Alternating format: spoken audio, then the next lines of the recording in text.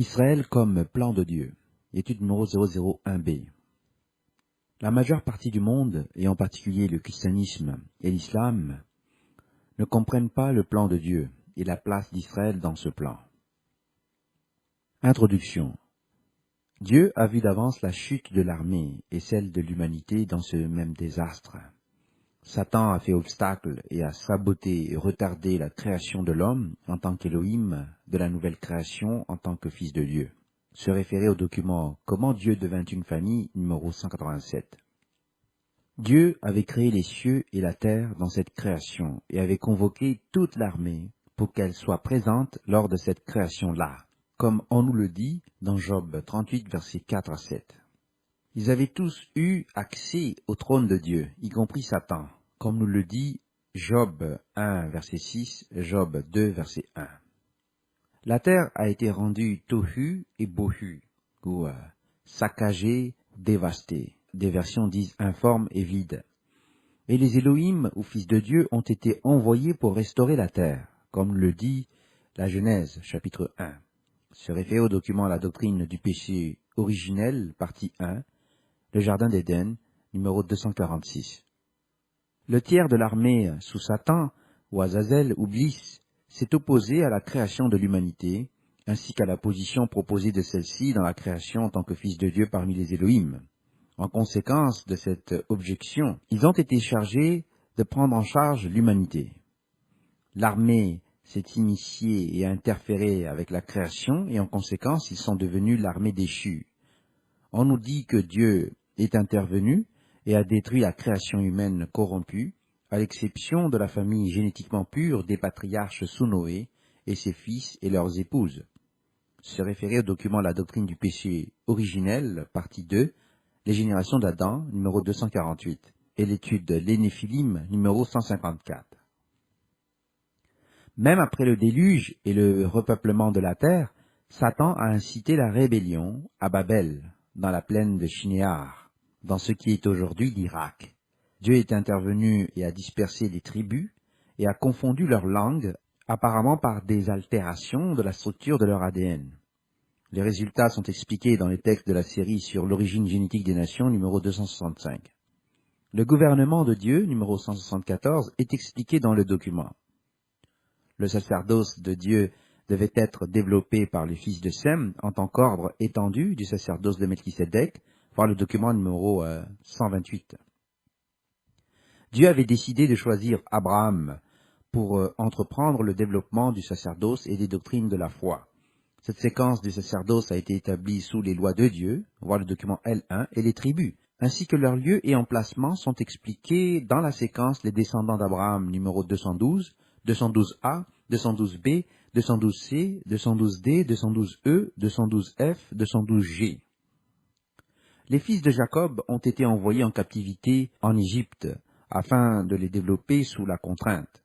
De la même manière, ils devaient être sortis hors de l'Égypte par leur Élohim. Comme ils avaient été attribués à cet Élohim lors de la dispersion des nations, même si elles n'étaient pas encore formées. Tout ceci a été établi pour que l'homme fasse partie des Élohim, tel qu'expliqué dans le texte Les élus en tant qu'Élohim numéro 001, et dans le cadre du plan de salut numéro 001A. Afin de réaliser cet événement, la famille de Lévi, à travers Amram, fut choisie pour former le sacerdoce pour la phase du temple physique, et les trois descendants étaient Myriam, Aaron et Moïse, comme l'explique le Pentateuque et les textes de l'Écriture, et le Coran à la Shurat 3 et ailleurs. De même, Juda fut choisi de telle sorte que l'étoile qui devait devenir l'étoile du matin de l'humanité, en remplacement de Satan ou Azazel, devait sortir de Jacob. Le sceptre viendra d'Israël, voir Nombre 24, verset 17, où il régnera comme Dieu. Nous voyons ici que l'Élohim à qui Israël a été alloué sous la loi en tant que son héritage, tel que c'est expliqué dans Deutéronome 32, devait prendre une forme humaine en tant qu'homme de la lignée d'Israël, à la fois de Juda et de Lévi, au sein de son propre héritage. Voyons maintenant la prophétie de la rédemption en Israël. Dieu s'est chargé de la sélection d'Abraham et l'a fait sortir d'Ur en Chaldée afin d'établir le plan de salut et d'établir les patriarches et les prêtres sacrificateurs d'Israël et de préparer l'extension du plan de salut au monde entier. Nous voyons ce plan révélé à Job, un fils d'Ishakar, à l'époque où il était à Madian et au Moyen-Orient, dans les textes écrits par Moïse pendant son séjour. Ici, l'ange de la rédemption était l'un des 1000 membres du corps central de l'armée des Élohim, voir Job 33, verset 23. Ainsi aussi, le salut des gentils, des païens, a été révélé à travers Jacob dans le texte de Genèse 48, versets 15 à 16. Dans ce texte, l'Élohim de Jacob est l'ange de la rédemption. C'est la compréhension du rôle clé du Messie qui détermine le placement des élus dans la première résurrection et l'octroi de la vie éternelle. Voir Jean 17, verset 3. C'est le placement des élus en tant que corps de Christ ou Messie qui les place dans leur héritage conformément à la loi. Ils deviennent ainsi partie intégrante d'Israël ainsi que de l'administration de la loi de Dieu. Nous voyons comment l'unique véritable Dieu en tant que Eloah a alloué les nations au Fils de Dieu et que l'Élohim qui est devenu le Messie s'est vu attribuer Israël en tant que son héritage, voire ci-après. Nous notons dans ce texte qu'Eloah, l'unique véritable Dieu, est le rocher, et que c'est sur ce rocher que Christ doit construire son Église et la nation dont toute l'humanité va être implantée. Nous lisons dans Deutéronome 32, versets 1 à 52. « Cieux, prêtez l'oreille, et je parlerai. Terre, écoute les paroles de ma bouche. Que mes instructions se répandent comme la pluie, que ma parole tombe comme la rosée, comme des ondées sur la verdure, comme des gouttes d'eau sur l'herbe. Car je proclamerai le nom de l'Éternel. Rendez gloire à notre Dieu. Il est le rocher, ses œuvres sont parfaites, car toutes ses voies sont justes. C'est un Dieu fidèle et sans iniquité, il est juste et droit.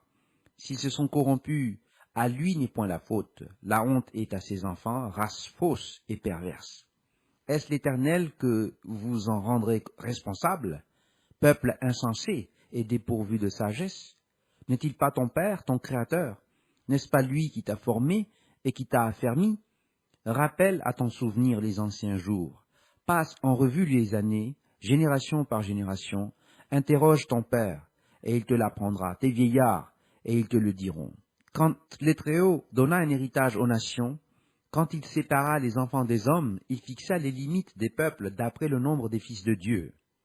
Car la portion de l'Éternel, c'est son peuple, Jacob est la part de son héritage.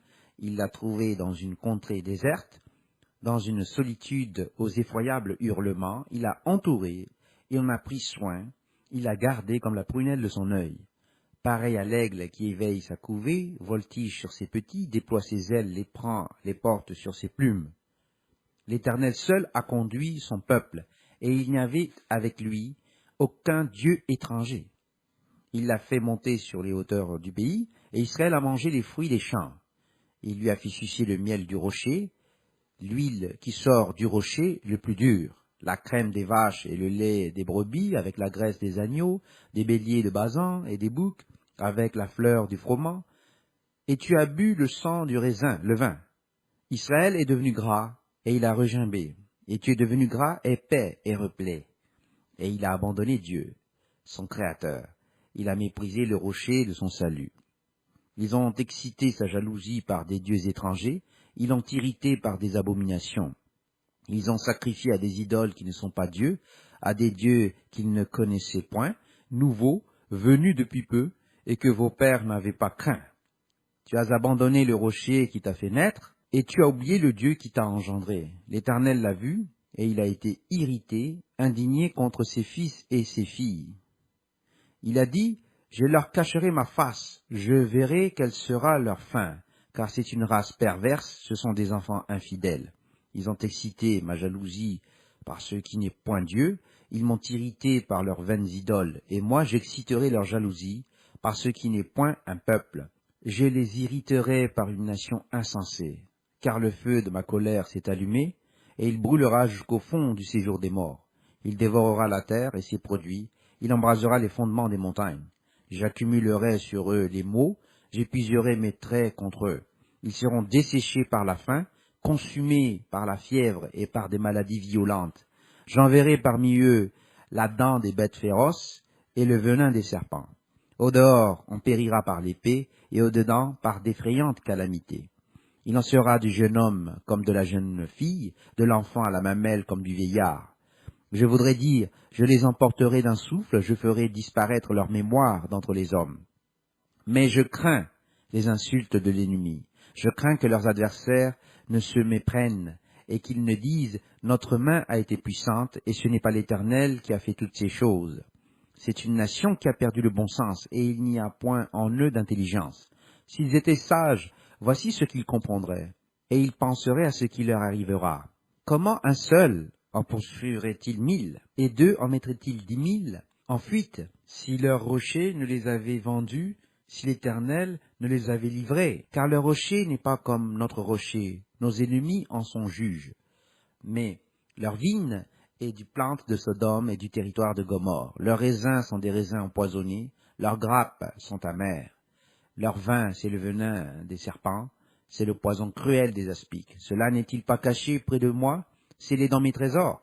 À moi la vengeance et la rétribution, quand leur pied chancellera, car le jour de malheur est proche, et ceux qui les attendent ne tardera pas. L'Éternel jugera son peuple, mais il aura pitié de ses serviteurs, en voyant que leur force est épuisée, et qu'il n'y a plus ni esclaves ni hommes libres. Il dira, où sont leurs dieux, le rocher qui leur servait de refuge, ces dieux qui mangeaient la graisse de leurs victimes, qui buvaient le vin de leurs libations, qu'ils se lèvent, qu'ils vous secourent, qu'ils vous couvrent de leur protection. Sachez donc que c'est moi qui suis Dieu, et qu'il n'y a point de Dieu près de moi.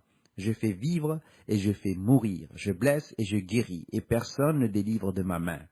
Car je lève ma main vers le ciel, et je dis, je vis éternellement. Si j'aiguise l'éclair de mon épée, et si ma main saisit la justice, je me vengerai de mes adversaires, et je punirai ceux qui me haïssent. Mon épée dévorera leur chair, et j'enivrerai mes flèches de sang, du sang des blessés, des captifs, de la tête des chefs de l'ennemi.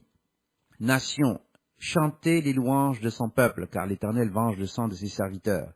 Il se venge de ses adversaires, et il fait l'expiation pour son pays, pour son peuple. Moïse vint et prononça toutes les paroles de ce cantique en présence du peuple. Josué, fils de Nun, était avec lui. Lorsque Moïse eut achevé de prononcer toutes ces paroles devant tout Israël, il leur dit, « Prenez à cœur toutes les paroles que je vous conjure aujourd'hui de recommander à vos enfants, afin qu'ils observent et mettent en pratique toutes les paroles de cette loi. Car ce n'est pas une chose sans importance pour vous, c'est votre vie, et c'est par là que vous prolongerez vos jours dans le pays dont vous aurez la possession après avoir passé le Jourdain. » Ce même jour, l'Éternel parla à Moïse et dit, « Monte sur cette montagne d'Abarim, sur le mont Nebo, au pays de Moab, vis-à-vis de Jéricho, et regarde le pays de Canaan que je donne en propriété aux enfants d'Israël. Tu mourras sur la montagne où tu vas monter, et tu seras recueilli auprès de ton peuple, comme Aaron ton frère est mort sur la montagne de Hor et a été recueilli auprès de son peuple. Parce que vous avez péché contre moi au milieu des enfants d'Israël, près des eaux de Mériba, à Kadès, dans le désert de Tsin, et que vous ne m'aviez point sanctifié au milieu des enfants d'Israël. Tu verras le pays devant toi, mais tu n'entreras point dans le pays que je donne aux enfants d'Israël. » Notez que c'est Éloah, l'Élion, qui a oint les fils de Dieu en tant qu'Élohim pour les nations dans ce texte. Après que le Messie a été incarné, puis que Judas a ensuite été jugé au cours des 40 ans, allant de l'an 30 jusqu'à l'an 70 de l'ère courante, et qu'il a été dispersé parmi les nations, les Massorètes ont modifié ce texte pour lire selon les enfants d'Israël plutôt que selon les fils de Dieu, ce qui était ce que le texte originaux avait révélé et que les textes de la Septante et des manuscrits de la Mer Morte révèlent même aujourd'hui parmi les fouilles. Les modifications apportées au texte massorétique sont connues et enregistrées, et ce même maintenant, et nous en sommes conscients. Cependant, elles ont été adoptées dans le Textus Receptus, qui regorge de ces vieilles falsifications. Et la Bible King James, ou la Martin en français, ou l'Osterwald en français, est corrompue à cause d'elles. Les modifications ont été faites pour dissimuler la place de l'Élohim d'Israël en tant que le Messie incarné, et pour cacher la réalité du salut des gentils, les païens, et de leur ajout à la prêtrise, au sacerdoce de Melchisédek, et leur place dans la première résurrection, tel qu'indiqué dans les textes du Nouveau Testament qui développent l'Ancien Testament. Entre parenthèses, se référer au document d'étude commentaire sur Hébreu F058. C'est cet Elohim qui a reçu Israël en tant que son héritage et dont il est question ci-après. La réalité est que tous ceux qui souhaitent le salut et l'entrée dans les fils de Dieu en tant qu'Élohim doivent entrer en Israël en tant que corps de Christ, en tant qu'Église de Dieu, et devenir soumis à celle-ci et obéir aux lois de Dieu. Ceux qui ne le font pas se voient refuser la première résurrection, voire le document numéro 143A, et sont envoyés à la deuxième résurrection et au jugement du grand trône blanc, voire le document numéro 143B, et sont confrontés à la deuxième mort. Il n'y a aucun paradis ni enfer, et ceux qui aspirent à cette fausse doctrine et qui observent le dimanche, Noël et Easter, Pâques païennes, sont des infidèles gnostiques qui adorent Baal et la déesse Easter ou Ishtar ou Astarté, épouse de Baal. Se référer au document d'étude Les origines de Noël et d'Easter Pâques, numéro 235. Voyons maintenant le conseil des Elohim. Les Elohim de l'armée ont été alloués comme chefs des nations conformément à Deutéronome 32, verset 8, et par conséquent, le nombre des nations a été alloué en tant que les 70, entre parenthèses 2, qui forment également le nombre des anciens de la nation d'Israël, comme Sanhédrin, et ensuite cette autorité a été transmise à l'Église en tant que l'ordination des 70 hebdomécontas du haut, dans Luc 10, verset 1, verset 17. Les démons furent alors soumis à eux, et le Sanhédrin et les sacerdoces ont perdu leur autorité sur eux, comme nous l'avons vu avec les fils de Shkeva, et elle a été transférée à l'Église. Les textes des psaumes font référence au conseil des Elohim dans le psaume 82, verset 1. C'est dans ce texte que nous voyons l'Elohim d'Israël prendre sa place, sa position au sein du conseil divin, voir le verset 8. Il reçoit le jugement sur les nations, et c'est ici au verset 6 que nous voyons que toute l'humanité et le conseil des Elohim sont faits fils du Très-Haut, et sont sujets à la mort et au jugement, voir le verset 7. Ils doivent donc également être tués, ressuscités et jugés, se référer au document Jugement des démons numéro 080. Ce conseil des Elohim dirige le monde, comme nous le voyons dans Psaume 89, versets 5 à 7, entre parenthèses, qui renvoie au Psaume 82, verset 1, voir la note de bas de page de la Bible RSV. Dans le chapitre 89, verset 8, nous voyons que tout ce conseil est soumis au Seigneur Dieu des armées, et agit également par son autorité. C'est dans le service du Seigneur notre roi, qui est le Saint d'Israël, et par sa faveur que la corne d'Israël est exaltée. Voir les versets 17 à 18. C'est le service du Messie en tant qu'Élohim d'Israël que nous voyons le salut. Se référer à Psaume 45, versets 6 à 7, et Hébreu 1, versets 8 à 9. C'est aussi par sa loyauté et sa justice qu'il est fait prêtre, entre parenthèses sacrificateur, pour toujours selon l'ordre de Melchisédek. Se référer au document Psaume 110, numéro 178, et Psaume 45, numéro 177. La dualité de la nation d'Israël dans la création physique et la progression vers la création spirituelle est développée à partir du texte de Deutéronome 33, puis alors dans Apocalypse chapitre 7, à travers les tribus placées sous les apôtres, et jusqu'à la cité de Dieu, voir le document numéro 180. C'est dans ces deux phases que toutes les nations des fils de Dieu du Deutéronome 32 sont combinées. Deutéronome 33, versets 1 à 29. Voici la bénédiction par laquelle Moïse, homme de Dieu, bénit les enfants d'Israël avant sa mort. Il dit, l'Éternel est venu du Sinaï. Il s'est levé sur eux de Séhir. Il a resplendi de la montagne de Paran. Et il est sorti du milieu des saintes myriades. Et il leur a, de sa droite, envoyé le feu de la loi. Oui, il aime les peuples. Tous ses saints sont dans ta main. Ils se sont tenus à tes pieds. Ils ont reçu tes paroles. Moïse nous a donné la loi, héritage de l'assemblée de Jacob. Il était roi en Israël, quand s'assemblaient les chefs du peuple et les tribus d'Israël. Que Ruben vive et qu'il ne meure point, et que ses hommes soient nombreux. Voici sur Juda ce qu'il dit. Écoute, ô Éternel, la voix de Juda, et ramène-le vers son peuple. Que ses mains soient puissantes, et que tu lui sois en aide contre ses ennemis. Sur Lévi, il dit, les Toumim et les Urim ont été confiés à l'homme saint que tu as tenté à Massa, et avec qui tu as contesté aux eaux de Mériba. Lévi dit de son père et de sa mère, je ne les ai point vus. Il ne distingue point ses frères, il ne connaît point ses enfants. Car ils observent ta parole, et ils gardent ton alliance. Ils enseignent tes ordonnances à Jacob et ta loi à Israël.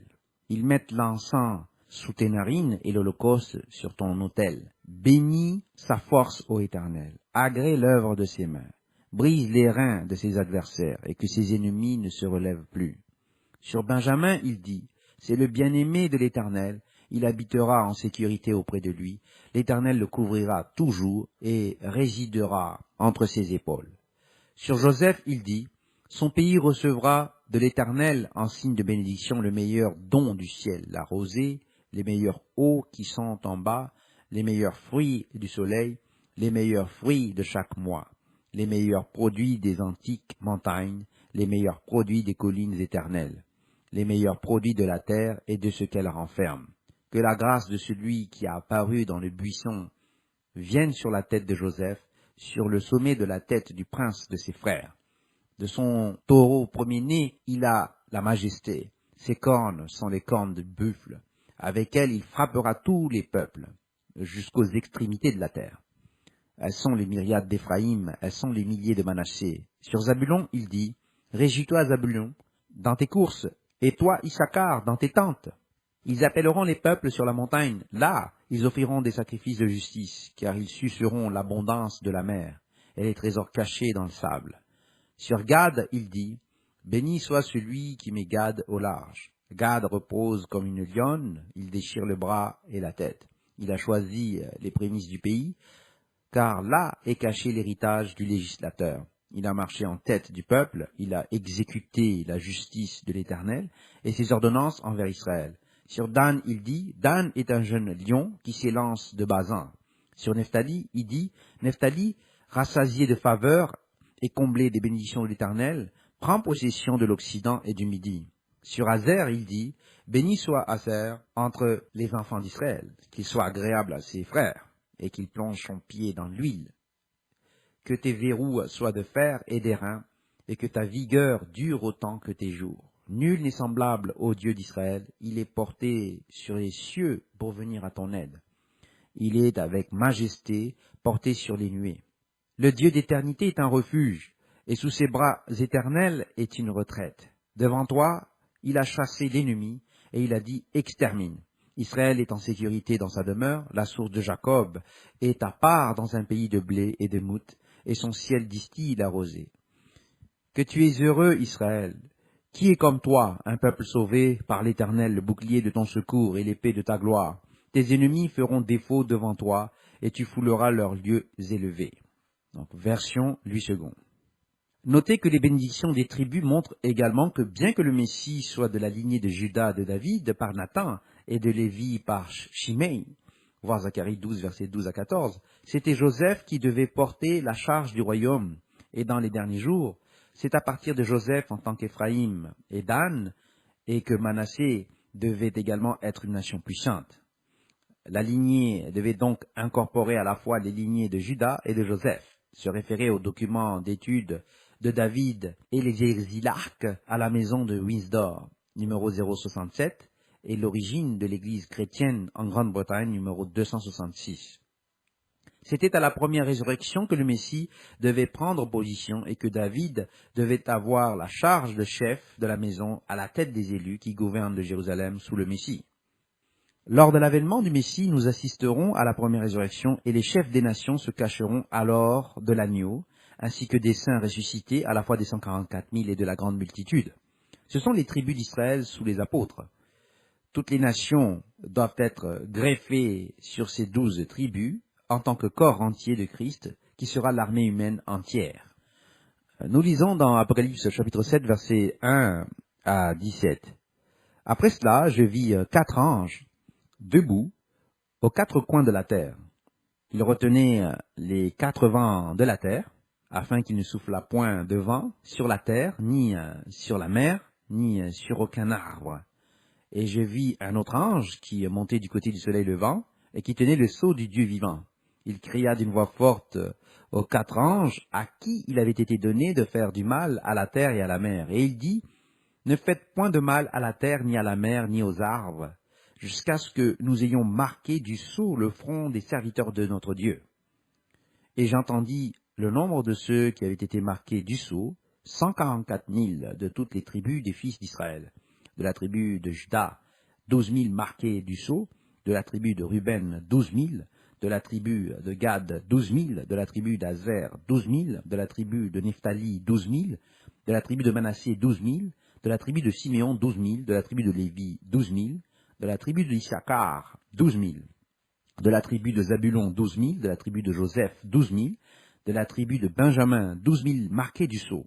Après cela, je regardai, et voici, il y avait une grande foule que personne ne pouvait compter, de toute nation et de toute tribu, et de tout peuple et de toute langue. Ils se tenaient devant le trône et devant l'agneau, revêtus de robes blanches et des palmes dans leurs mains. Et ils criaient d'une voix forte, en disant, « Le salut est à notre Dieu, qui est assis sur le trône, et à l'agneau. » Et tous les anges se tenaient autour du trône, et des vieillards, et des 4 êtres vivants, et ils se prosternèrent sur leur face devant le trône, et ils adorèrent Dieu, en disant, « Amen, la louange, la gloire, la sagesse, l'action de grâce, l'honneur, la puissance et la force, soit à notre Dieu au siècle des siècles. Amen. » Et l'un des vieillards prit la parole et me dit, « Ceux qui sont revêtus de robes blanches, qui sont-ils et d'où sont-ils venus ?» Je lui dis, « Mon Seigneur, tu le sais. » Et il me dit, « Ce sont ceux qui viennent de la grande tribulation. Ils ont lavé leurs robes et ils les ont blanchies dans le sang de l'agneau. C'est pour cela qu'ils sont devant le trône de Dieu et le servent jour et nuit dans son temple. Celui qui est assis sur le trône dressera sa tente sur eux. Ils n'auront plus faim, ils n'auront plus soif, et le soleil ne les frappera point, ni aucune chaleur, car l'agneau qui est au milieu du trône les paîtra, et les conduira aux sources des eaux de la vie, et Dieu essuiera toute larme de leurs yeux. » Notez que c'est ici que nous voyons Joseph comme distinct de Manassé, et que Dan est regroupé avec Éphraïm en tant que Joseph, et Lévi prend sa position en tant que l'une des tribus. Cependant, nous voyons aussi dans l'héritage de Dan qu'elle jugera les nations en tant que l'une des tribus d'Israël. L'héritage prend place lorsque le Messie et les tribus prennent leur place pour diriger les nations depuis Jérusalem. C'est après le millénium et la deuxième résurrection que l'humanité est regroupée sous les tribus et les apôtres en tant que la cité de Dieu, voir le document numéro 180, que nous commençons à gouverner l'univers après que Dieu nous ait rejoints ici. Les individus qui affirment qu'ils sont des gentils, c'est-à-dire païens, et qu'ils n'ont pas à observer les lois de Dieu parce qu'ils ne sont pas juifs, ne comprennent pas Israël, et nient leur place dans le corps de Christ et les élus de la première résurrection, et sont voués à faire face à la perspective de la seconde mort. Voyons maintenant l'interférence avec le plan. Satan a commencé l'interférence à s'initier lors du processus d'inclusion de l'homme en tant qu'élu dans le corps de Christ et dans l'Église de Dieu, et ce en persuadant simplement les crédules qu'ils n'avaient pas à observer les lois de Dieu et qu'ils n'étaient pas liés par la loi pour garder l'alliance, ce qui était un mensonge pur et simple. Mais la plupart des paresseux et des crédules qui ne voulaient pas obéir à Dieu ont pris cela comme un point de ralliement parce qu'ils ne voulaient pas obéir à Dieu. Dieu a donné la loi à Israël à travers les patriarches, puis définitivement à Moïse et à Aaron à travers Jésus-Christ qui était l'Élohim d'Israël et l'ange de la présence avec Israël au Sinaï. Voir Actes chapitre 7 et 1 Corinthiens 10 verset 4. Se référer aussi au document d'étude La préexistence de Jésus-Christ numéro 243. Toute la loi entière et la structure sont liées aux 2 grands commandements et Christ a dit que c'est de ces 2 commandements que dépendent toute la loi et les prophètes. Voir Matthieu chapitre 22 verset 40. La Bible applique et fait de manière répétée valoir et renforce la loi et le témoignage. Et ceux qui ne parlent pas selon la loi et le témoignage n'ont aucune lumière en eux. Voir Ésaïe 8 verset 20. La Bible déclare très clairement que les saints sont ceux qui observent les commandements de Dieu et le témoignage est la foi de Jésus-Christ. Voir Apocalypse 12 verset 17 et 14 verset 12. Ce sont ces personnes qui sont persécutées par Satan et les fausses religions qu'il a établies. Ce sont ces personnes qui sont persécutées sous le 5e sceau et qui sont tuées par le faux système religieux, se référer au document d'étude Les 7 sceaux, numéro 140. La mort des prophètes et des saints des églises de Dieu sont expliqués dans les textes de la distribution générale des églises de Dieu observant le sabbat, numéro 122, et du rôle du 4e commandement dans l'histoire des églises de Dieu observant le sabbat, numéro 170. L'alliance est essentielle pour faire partie des saints et des élus de Dieu, comme nous le voyons dans les textes sur la loi de Dieu, voir le document L1. La loi demeure à jamais, et ce jusqu'à ce que les cieux et la terre en entier disparaissent, parce qu'elle est régie par la loi qui émane de la nature de Dieu. Se référer au document La distinction dans la loi, numéro 096, la relation entre le salut par la grâce et la loi, numéro 082. Il faut obéir à la loi pour que nous puissions être consubstantiels au Père, voir le document numéro 081. C'est de cette façon que nous héritons tous le royaume de Dieu. Nous sommes tous soumis à la loi de Dieu en tant que partie intégrante de l'Alliance, et nous ne pouvons pas nous divorcer ou dissocier de la loi et du témoignage. Se référer au document Le christianisme et l'islam dans l'Alliance de Dieu numéro 096C et l'Alliance de Dieu numéro 152. Quiconque n'observe pas la loi et le témoignage mourra et sera relégué à la deuxième résurrection qui se produit à la fin du millénium. Toute personne qui nie les commandements et le calendrier tel qu'il découle du 4e commandement, et quiconque n'observe pas le sabbat du 7e jour, les nouvelles lunes, les fêtes et les jours saints, tels que déterminés conformément au temple, et ce, à partir des conjonctions de la nouvelle lune, en vertu du calendrier de Dieu, voire le document numéro 156, seront relégués à la deuxième résurrection. Se référer au document Le calendrier et la lune, ajournement ou festival, numéro 195, et Hillel, les intercalations babyloniennes et le calendrier du temple, numéro 195C. Ils ne seront pas autorisés à enseigner leur hérésie et ne survivront pas pour entrer dans le millénaire. Ils se repentiront ou mourront. Se référer au document d'étude Les guerres de la fin, partie 4, la fin de la fausse religion, numéro 141F. Il faut se faire baptiser en tant qu'adulte repentant, comme l'a fait Christ, et devenir membre et faire partie du corps de Christ et entrer dans Israël spirituel en observant les commandements de Dieu tels qu'ils sont énoncés dans les lois de Dieu pour pouvoir entrer dans le royaume de Dieu lors de la première résurrection. Voir le document d'étude Repentir et baptême numéro 052. Le baptême des enfants n'est pas acceptable. Satan a utilisé les antinomiens pour convaincre le monde, par le biais des fausses religions, qu'ils n'ont pas à obéir aux lois de Dieu et que seuls les Juifs doivent faire ces choses. Ne comprenons pas que Juda n'est qu'une tribu d'Israël et que les rabbins du judaïsme sont non seulement pas tous des Lévites, mais que la majorité ne sont même pas des Sémites. La plupart n'ont aucune idée de l'endroit où se trouvent réellement les tribus d'Israël. Se référer au document numéro 212F. Satan a ensuite couronné le tout en persuadant chacune des fausses sectes que les gens avaient une âme immortelle, voir le document numéro 092, et que lorsqu'ils mouraient, ils allaient au ciel au lieu de dépendre de Dieu pour les résurrections. Se référer au document 143A, 143B. Quiconque est assez stupide pour croire cela, et ce contrairement aux Écritures, mérite la punition de la manière dure. Les documents d'étude et les faux enseignements des antinomiens sont les suivants. Voir le document sur notre site web numéro 164C, 164D, 164E et 096D. Le temps de Satan est sur le point de se terminer. Tous ces systèmes sont sur le point d'être détruits et l'armée déchue au complet sera placée dans la fosse du Tartaros. Nous vous avertissons maintenant du temps de la fin. L'avertissement des derniers jours, voir le document numéro 044, et la séquence des guerres sont tous expliqués dans les documents d'étude.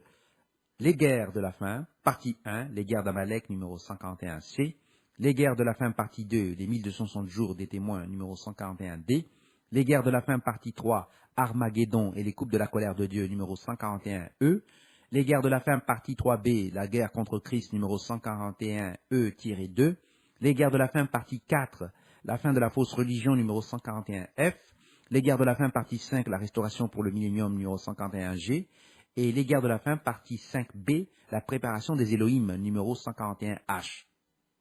Le choix est ouvert à tous.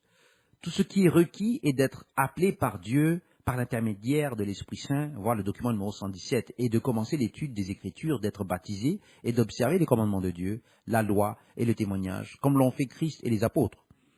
Dieu vous appellera en son propre temps, conformément à son omniscience et selon sa prédestination, voir le document numéro 296. En d'autres termes, lorsque Dieu est prêt à traiter avec vous, au moment où il sait que vous réussirez, il enverra l'Esprit Saint pour vous. Seuls ceux qui sont capables d'observer les commandements de Dieu et la foi et le témoignage de Jésus-Christ seront autorisés à entrer dans le système millénaire. Les désobéissants mourront et seront consignés dans la deuxième résurrection. Ce n'est pas la volonté de Dieu que toute chair périsse, selon 2 Pierre 3, verset 9. Beaucoup sont appelés, mais peu sont choisis. voir Matthieu 22, verset 14. Ceux-ci sont triés avant le millénaire. Fin de la lecture de l'étude Israël comme plan de Dieu, numéro 001b.